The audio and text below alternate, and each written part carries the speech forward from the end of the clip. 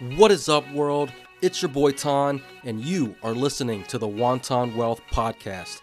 Here, I'm going to unravel anything and everything commercial real estate related. And more importantly, we're going to add abundant value. So if you're ready, buckle up your eardrums.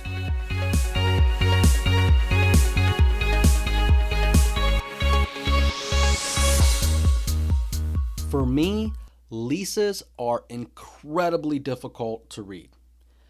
Sometimes when I'm laying down at night, I'm having trouble falling asleep, my mind's just racing, I just whip open a nice lease and just start reading like a couple paragraphs, and within 10-15 minutes, out. Best drug for insomnia, hands down. The thing with leases is that attorneys are the ones who draft them up. So they use a lot of legalese in there, a lot of legal jargon, and I just can't read it. It takes me super long to read just one paragraph because I have to read it multiple times over and over. And sometimes I have to get ChatGPT to actually explain to me what a paragraph even means after reading it probably 5 or 6 times or so. That's how dumb I am. But for the purpose of today, we're going to go over some of the most common things you're going to see in a commercial lease. If your attorney is nice, a lot of times they'll give you what's called a lease abstract, which will be the first page of your lease, which kind of gives you this cool summary of what you'll be digging into so that you don't have to flip through all these pages and try to find what's going on or whatever. It's going to give you the meat of it, and it's also going to highlight any of the exhibits or supporting documents that are in the lease. Most commonly, after you get past the lease abstract, you're going to find the effective date, you're going to find the commencement date, you're going to find the expiration date.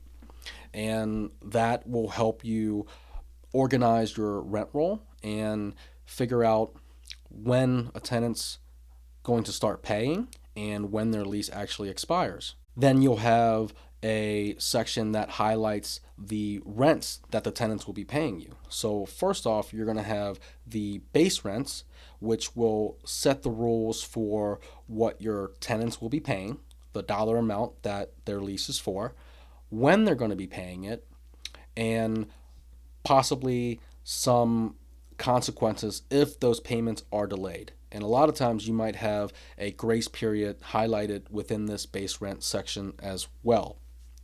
Keep in mind, this section could be highlighting the base rent as dollar per square foot, or it could be expressed as dollars per month, and sometimes it could be both. And within that rent section, you're probably also going to have something called additional rent. So this section is going to define the operating charges to the tenant based on the square footage of the property that they're occupying. And once again, in commercial leases, you're going to have single net, double net, triple net, as well as some modified gross leases. So this section is going to highlight everything that the tenant is going to be responsible for based on that lease. And your common examples are going to be taxes, insurance, and common area maintenance, or CAM. Then you're probably going to have a section that will highlight the security deposit. Just like in residential properties, this is the amount of money that your tenant will pay you before they move into the space. It is kind of like a form of insurance for you against the potential damages for the property or any unpaid rent when they're staying at your property. The deposit should be refundable, meaning that if and when the tenant moves out, it should be returned to them given that the property is still in good condition and the rents and all the fees have been paid. But if you have some cleanings or repairs or unpaid rent, you can use a security deposit for some of those things. And keep in mind, the security deposit should be set into a non-interest bearing account so that you can return it to the tenant and you don't really have to owe anything after that. But this section will highlight, the amount, the conditions for the use, and the process for returning that security deposit. You're also going to have a section that highlights the permitted use for the space. This section will define what your tenant can and cannot use the space for.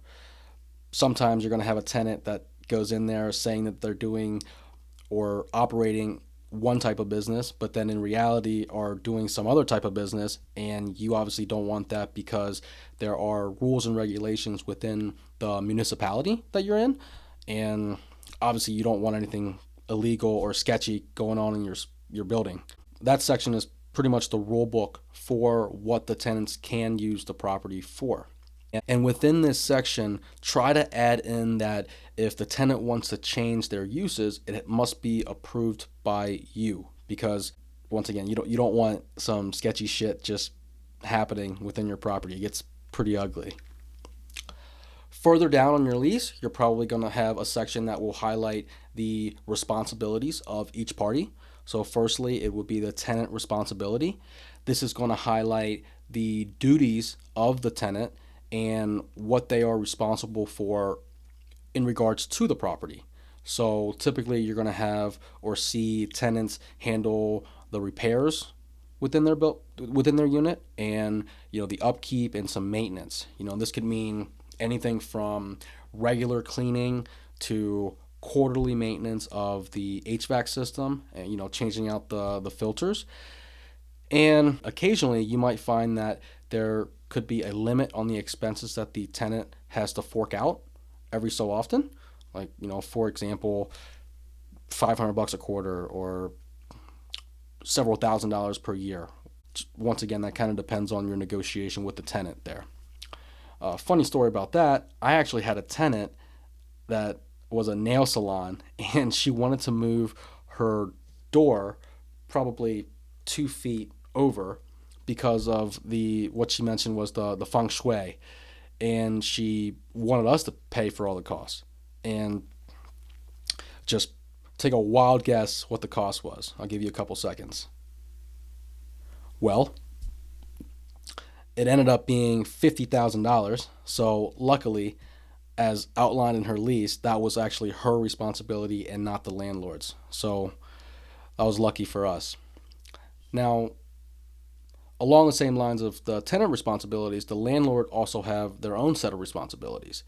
And this section here is going to highlight what the landlord's responsibilities are in terms of maintenance, upkeep, repairs, replacements. As a landlord, it's important to check this section to make sure that you know what you're getting into and you know what you're responsible for, because it's going to cost a pretty penny if that list starts to pile up. And then further down, we're going to have tenant improvement allowance, or tenant improvement in general. So it kind of piggybacks off of the tenant responsibilities, but tenant improvement is going to be more so of what they're going to do to the space now versus what they're responsible for on an upkeep basis.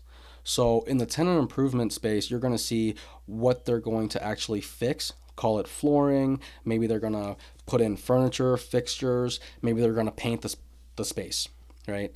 And then in the allowance part, a lot of times in your negotiations, the tenants are going to ask the landlord for some sort of concessions, right? And this is where this comes in. So let's say a tenant is asking for an allowance of $20,000 because they can't afford all of their renovations within the building, right? So us as gracious landlords, we're going to say, yeah, we can help out with $20,000 or so. And a lot of times the allowance is going to be used for modifications, some type of enhancements, or any alterations within the space. Like maybe it goes to flooring, maybe it goes to some of the paint, right? But usually the allowance doesn't cover any signage or furniture or fixtures. So keep that in mind. And another value tip I can give you guys is not to pay the tenants up front, because you never know what they're going to do with the money. They could take the money and just bail out, and now you're short 20 grand, right? So always have the scope of work, approve the contractors on the scope of work, and pay them as they go, or pay them when they're finished with the work and they've acquired their CO, or certificate of occupancy. Then you're going to have a section where the common area maintenance is highlighted, or CAM. So think of this as the shared space upkeep fee. It covers the cost for your public bathrooms, your parking lots, your lobbies, and a whole lot more. In other words, when you have a tenant leasing a commercial space, they are ultimately paying for two spaces. They're paying for the space that their business occupies, known as the usable area, and then they're going to be paying for the maintenance and upkeep for the space that everyone shares, known as the common area.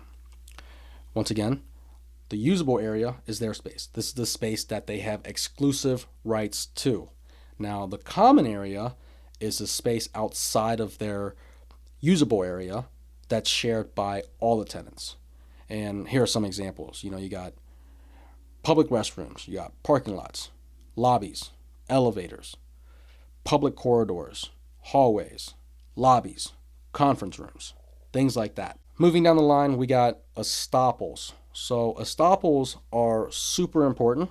These are letters that pretty much verify the lease terms of the tenant. It generally certifies the lease terms, any defaults from the tenant or the landlord, and the commitments by each party, as well as the last rent payment date. They pretty much verify that the lease is good to go. Pro tip here is that if you're a property seller, make sure that you fulfilled all the tenant commitments and disclose any tenant defaults to the buyer or the lender in advance. In a nutshell, the estoppel letters are like certificates that say, this lease is solid and everyone is doing what they're supposed to do. It's essentially a second check in your due diligence that lets the third party know that everything is in good standing. Next, we have an assignment of lease clause. So this clause here is going to allow or disallow tenants to transfer their lease if they sell their business.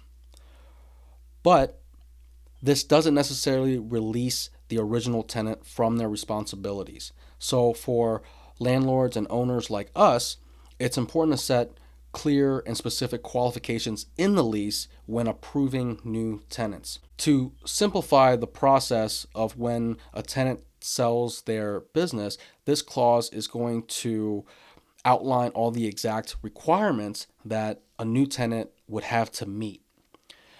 Because you, as a landlord, you really don't want just any person jumping into your lease without pre-qualifying them or having some certain criteria. For example, if somebody just assigns their lease to some Joe Schmo and they don't have the financial capacity to pay the lease, you're pretty much shit out of luck.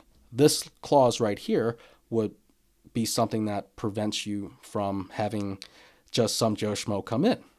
And lastly, we have a clause called the SNDA clause, which stands for subordination, non-disturbance, and attornment. We'll go through each of those. But in general, it protects everyone's interest in the case of a property foreclosure. So it ensures that the leases that your tenants have signed will remain valid even if the property changes hands. It is designed to protect the interests of the landlord, the tenants, and lenders. So let's go through each of those main things. So subordination, this pretty much says that the tenant is going to agree that their lease interest comes after the lender's interest. Next, we have non-disturbance. So this essentially says that the tenant is assured that they can stay under their lease terms even if the property is foreclosed and or sold, as long as they're not in default. Lastly, we have attornment. So this says that the tenant will agree to recognize a new property owner as their landlord. They're going to still pay rent and they're still going to follow the rules of the lease. Whew! I know that was a lot, but I have some bad news for you. These are just the common clauses that you're going to see in your commercial leases. Every lease is going to be different. Every deal is going to be different, and every situation is going to be different. So your leases are going to be tailored to those situations. What I've went over today was just pretty much some of the most common things you're going to see. You're going to see a shit ton more of clauses within your lease because these things are like 30 pages or so. So it's important for you to consult an attorney to draft up the language which is specific to you and your situation. Now that I'm thinking about it, maybe I should do an episode on some of the funky clauses that I've seen in the commercial real estate world. What do you guys think? Reach out to me on IG or LinkedIn or leave a review. Let me know and I'll be happy to abide. And that's a wrap. If you've made it this far, that means you've listened to the entire episode, so thank you. I hope you enjoyed it, and if you did, please leave a review on Spotify, Apple Podcasts, or wherever you're listening from. And if you've learned something or found it useful, share it with one of your homies. And if you want to get in touch with me, I'm pretty active on IG. My handle is pro_TANH. Reach out, let me know what you liked, what you didn't like, or what you want to hear about in the future. I'm here to tailor this to you. Until next time.